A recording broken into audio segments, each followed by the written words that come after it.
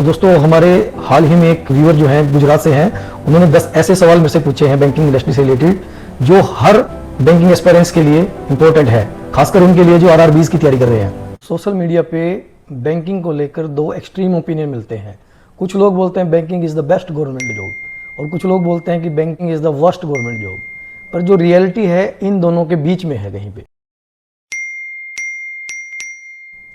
तो दोस्तों हमारे हाल ही में एक व्यूअर जो हैं गुजरात से हैं, उन्होंने 10 ऐसे सवाल मेरे से पूछे हैं बैंकिंग इंडस्ट्री से रिलेटेड जो हर बैंकिंग एस्पिरेंट्स के लिए इम्पोर्टेंट है, खासकर उनके लिए जो आरआरबीज की तैयारी कर रहे हैं। तो दोस्तों चलिए आज की वीडियो में हम अपने व्यूअर्स के हर इंपॉर्टेंट क्वेश्चन का प्रैक्टिकल आंसर समझते हैं। तो हमारे व्यूअर्स का फर्स्ट क्वेश्चन है आरआरबी पीओ की वर्क टाइमिंग कैसी होती है।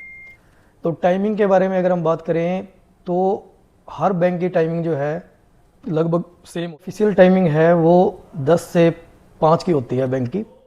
जाने की आप ऑफिसर्स की अगर टाइमिंग की बात करें तो 9:30 बजे आपको ब्रांच में पहुंचना होता है। क्लरिकल स्टाफ जो है 9:45 तक पहुंच सकता है। और छुट्टी की बात करें अगर हम, वर्कलोड है ब्रांच का, उसके ऊपर बहुत सारी चीज़ें डिपेंड करती हैं। जैसे आरआरबीज में क्या है, इनकी जो ब्रांचेज हैं रूरल एरिया में ज़्यादा होती है। रूरल एरिया में जो वर्कलोड है वो कंपैरेटिवली कम होता है एज़ कम्पेयर टू आप अगर अर्बन एरिया में जाएं, कमर्शियल ब्रांचेज में जाएं, उनसे वर्कलोड आपको कम मिलेगा, तो वो मैनेजेबल होता है। और आप अगर चाहो तो 5 से 6 बजे तक आप उसको ख़त्म कर सकते हो। और आप, मैं ये तो नहीं कहूँगा कि 5 बजे जा सकते हो, तो मैक्सिमम आप 6 बजे तक इसको निपटा के आप घर जा सकते हो। तो ये मतलब आरआरबीज में ये टाइमिंग आपको हो सकता है हर ब्रांच में ना मिले, पर मोस्टली आप ये कर सकते हो, मैनेजेबल आपका वर्कलोड होगा।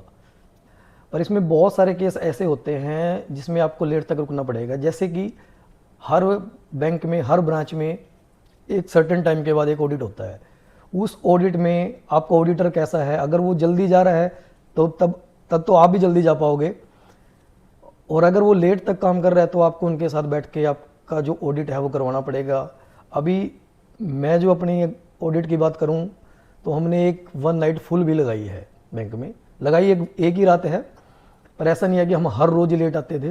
तो आप ये मान के चलो कि जब ऑडिट होता है तो वो 5 से 7 दिन जो है आपको थोड़ा ज़्यादा रुकना पड़ सकता है, क्योंकि वो ऑडिट का काम जो है उनको भी एक टाइम लिमिट में कंप्लीट करना होता है।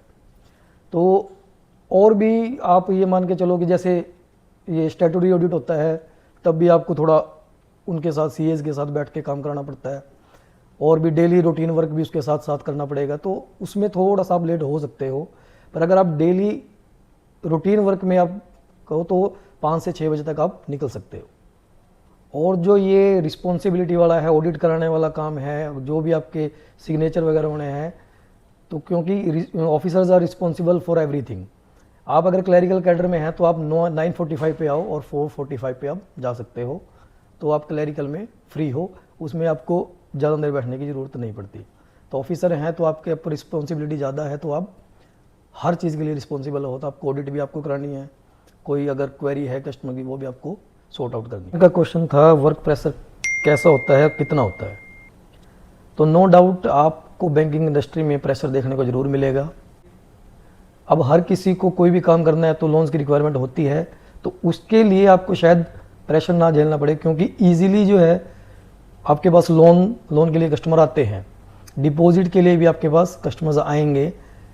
प्रेशर किस चीज़ का है, मेनली प्रेशर जो है आपको इंश्योरेंस का, मतलब आप सोशल मीडिया पे भी आप देखते होंगे कि हर कोई जो है यही बोलता है कि बैंक में जो है इंश्योरेंस का प्रेशर रहता है। इंश्योरेंस में भी बहुत तरह के इंश्योरेंस होते हैं, जैसे कुछ गवर्नमेंट स्कीम्स हैं, PMJJBY लगा लो, PMSBY, APY, ये गवर्नमेंट की स्कीम है। गवर्नमेंट का भी प्रेशर रहता है कि आप इनको ज़्यादा से ज़्यादा लोगों को कवर करो। और कुछ जो है बैंक के इंटरनल, अब जैसे SBI में है तो वो SBI लाइफ के जो इंश्योरेंस है वो SBI लाइफ बेचता है, और जो SBI जनरल है वो जनरल इंश्योरेंस लोगों को बेचता है। तो हर बैंक में आपको लाइफ और जनरल के इंश्योरेंस को आपको बेचना ही पड़ेगा। तो इनका जो है नेक्स्ट क्वेश्चन है कि क्या आरआरबी में टारगेट्स होते हैं। तो ये बिल्कुल सही बात है कि टारगेट्स होते हैं। आपको एक बजट दिया जाता है, ईयरली एक बजट होता है, उसमें 12 मंथ्स में उसको डिवाइड किया होता है। आपको मंथली टारगेट को अपने अचीव करना होता है। हो सकता है आप कभी कभी ऐसा दिन भी होगा कि आप एक भी लोन नहीं कर पाओगे, कभी कभी ऐसा भी होगा कि आप 50 लाख के लोन भी कर दोगे। तो ये जो मंथली टारगेट है, अगर आप अचीव नहीं भी कर पाओगे तो आपकी जो है सालाना परफॉर्मेंस देखी जाएगी कि आपने पूरे साल में उस बजट को आपने कवर किया है कि नहीं किया है, अचीव किया है कि नहीं किया है। तो ये चीज़ हर बैंक में हर ब्रांच के लिए एक बजट एलोकेशन बैंक करता है। उसके हिसाब से हमें आप काम करना होता है कि हमें इतना जो है इस लोन में, अब एजुकेशन लोन है मान लो तो उसका बजट अलग से होगा, पर्सनल लोन है उसका बजट अलग से होगा, कार लोन का बजट अलग से होगा, एसएमई के लोन है उसका बजट अलग से होगा। तो वो हर बजट को आपने बजट के हिसाब से अगर आप टारगेट करोगे तो आप इजीली अचीव कर लोगे। तो मैं हर बैंक के लिए बोलता हूँ कि आरआरबीज भी उसमें इंक्लूड है कि हर बैंक जो है अपनी ब्रांचेज में टारगेट्स एलोकेट करता है और उसी के हिसाब से आगे काम ब्रांचों में होता है। इनका अगला क्वेश्चन है, अगर टारगेट्स पूरे ना हो तो क्या होता है। सबसे पहले ये समझने की ज़रूरत है कि मिस सेल करना और मिसकंडक्ट करना दो अलग अलग चीज़ें हैं।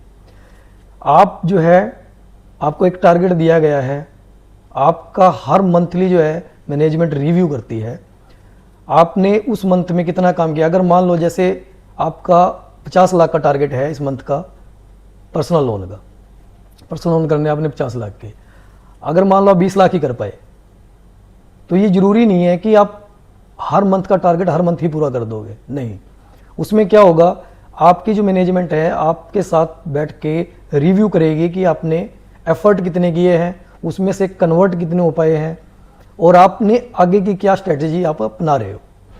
तो हर चीज़ को जो है मैनेजमेंट हर महीने आपका रिव्यू मीटिंग लेती है, आपके सीनियर्स रिव्यू मीटिंग लेते हैं। तो उसमें यही चीज़ें डिस्कस होती हैं कि आपने इतना टारगेट था, इतना आपने कर दिया है और आगे के लिए जो अगले महीने का टारगेट है और जो ये शॉर्ट पड़ रहा है तो आप इसके लिए क्या प्लानिंग है आपकी। तो आपने वही चीज़ें वहाँ पे डिस्कस करनी होती हैं। ऐसी घबराने की कोई बात नहीं है। कभी कभी क्या होता है कि आपको सीनियर्स डांट भी देते हैं तो उनको आपने अदरवाइज नहीं लेना है। ये एक जॉब का पूरे ना हो तो आपकी मैनेजमेंट आपको रिव्यू करेगी। हर बार पनिशमेंट हो ये भी ज़रूरी नहीं है। पनिशमेंट में क्या हो सकता है, ज़्यादा से ज़्यादा आप अगर इस ब्रांच में परफॉर्म नहीं कर रहे हो तो आपको दूसरी ब्रांच में भेज दिया जाएगा, आप वहाँ पे जाके परफॉर्म करो। अगर वहाँ भी नहीं कर पा रहे हो तो उस रीजन से बाहर भेज दिया जाएगा कि वहाँ जाके परफॉर्म करो। तो मेनली क्या है कि आपका एटीट्यूड कैसा है काम के प्रति, आपकी मैनेजमेंट वो देखती है, वही आपके साथ डिस्कस करती है कि आप जो है इन टारगेट्स को अचीव करने के लिए आपकी स्ट्रेटजी क्या है। मेनली जो है इस चीज़ पे फोकस रहता है। बैंक भी जो है प्रैक्टिकल सिचुएशंस को समझता है, ये आप भी समझ लो, क्योंकि बैंक में जो ऊपर गए हैं वो भी इस सिचुएशन को झेल के गए हैं। तो उनको भी पता है कि अगर हम ये टारगेट रख रहे हैं कौन सा अचीवेबल है कौन सा नहीं है, तो उनको सब पता होता है। तो बैंक उस चीज़ को समझता है, प्रैक्टिकल सिचुएशंस को समझता है। तो आप इस चीज़ से निश्चिंत रहिए, टारगेट्स जो है अपने आप पूरे होने लगेंगे, आपका एटीट्यूड पे डिपेंड करता है। इनका अगला क्वेश्चन है, क्या प्रमोशन टारगेट से इम्पैक्ट होता है। अब इसमें जो ये प्रमोशन है ये बहुत चीज़ों पे डिपेंड करती है। आपका सर्विस रिकॉर्ड कैसा है इसके ऊपर डिपेंड करती है। आपने जो एग्ज़ाम दिए हैं, इंटरनल जो एग्ज़ाम होते हैं वो आपने अगर पास किए हैं तो उसके ऊपर भी डिपेंड करेगा। आपने अगर एक साल टारगेट पूरे नहीं किए तो ये मत समझो कि आपकी प्रमोशन नहीं हो पाएगी।